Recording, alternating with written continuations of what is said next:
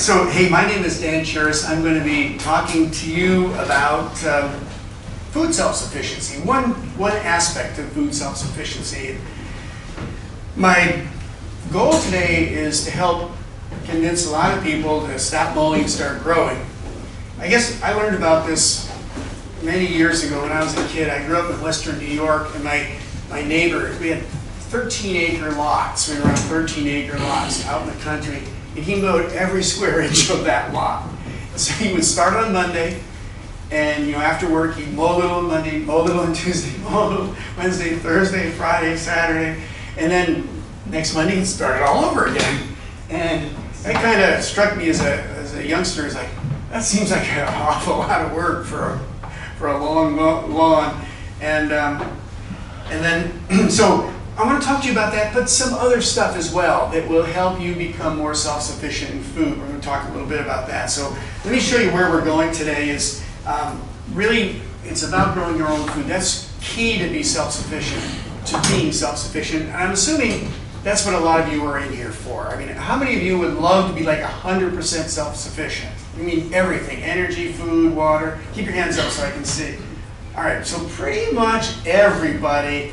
And I assume the rest of you are saying, well, I like that, but more likely maybe 50% or 75%. So that's what unites all of us crazies at this event, which I love. I mean, it's just fantastic.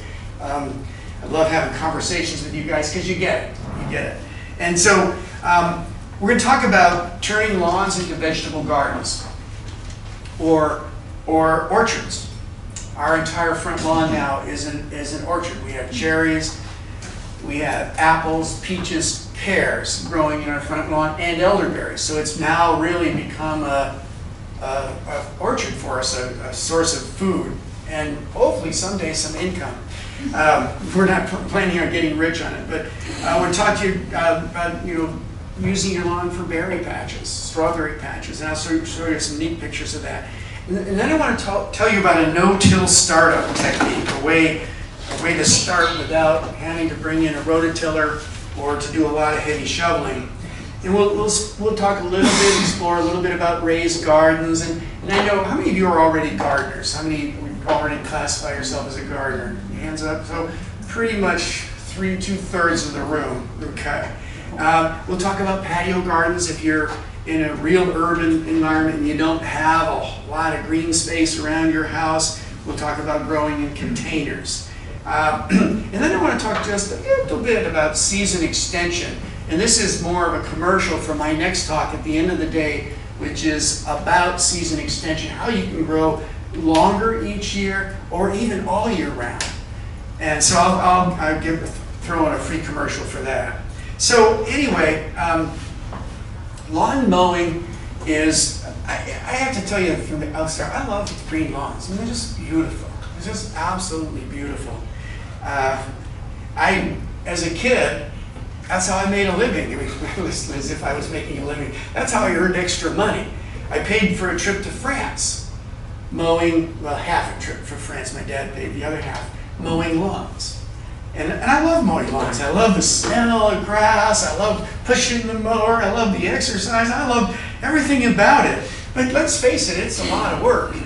And the payoff isn't that great. I mean, pretty lawn is nice. Yeah, I agree. It's pretty. But the payoff from a garden is a heck of a lot better than grass clippings. Okay? Now, there are some ways to make lawn mowing easier. We can be inventive. Now, this is the real redneck solution to get your lawn mowed. There are some ways to make the job a little bit easier, but by and large, America has millions upon millions and millions of lawn. A lot of it was once productive farmland. I grew up in farm country in Western New York, and all of these homes, this is from that area, massive lawns that were once cornfields, potato fields, bean fields, and so on, so forth. So we're sitting on a lot of potentially rich farmland that we could be growing food for ourselves and for our own communities. So we're really talking about creating an edible landscape, turning that lawn or part of that lawn, not the whole thing. We don't necessarily have to turn the whole lawn in or all at once into an edible landscape, but we're turning green grass into green vegetables. Okay, so that's where we're going today.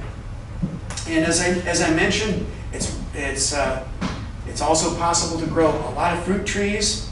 And I have a little handout that, I forgot to bring it with me. It's not in the office, but I have a little handout. We just started raising fruit trees. We raised them as a kid, and I worked in orchards. I picked cherries for a living. I picked apples for a living, or to earn extra money.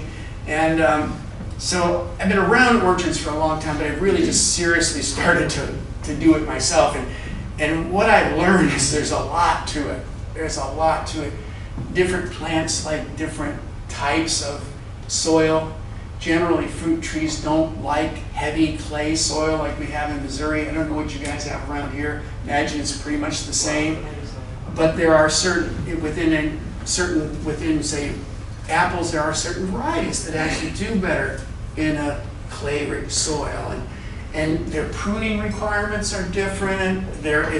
It's really quite challenging. It's not as simple as just digging a hole, buying a fruit tree at Lowe's or wherever, digging a hole, plop it in the ground, and growing fruit. There's a lot to it. And so I put together a little handout, and I believe I left it in the office. If you see me today, holler and I'll give you one. It's all the things I wish I knew about growing fruit trees before I started. I read this 3 years after we started our orchard, and I'm like, damn, I did that wrong, I did this wrong. So at least this will help you get started, okay? So it's my gift to you guys so that you don't make the same mistakes that I did. All right, so you got the idea. We're talking about growing peaches in our front lawns, pears. If you're from a southern climate, you can grow grapefruit. I love when I visit Florida to see the front lawns with big grapefruit trees and hundreds of grapefruits lying on the ground because there's so many grapefruits, they don't know what to do with them all. And elderberry, does elderberry grow in Kansas? Yes. Pretty wild too. We had 2 patches of elderberry growing on our farm. We moved out from Colorado, never even seen an elderberry.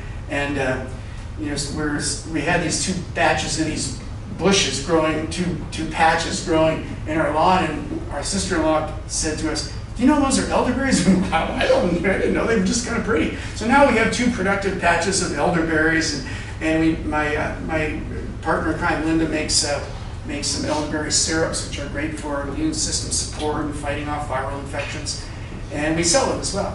So lots of opportunities here. Now let's talk about the hard work of starting a garden. To learn more, pick up a copy of Dan Cheris's books, Survive in Style, Living Comfortably Off-Grid, The Scoop on Poop, and Chinese Greenhouse at evergreeninstitute.org.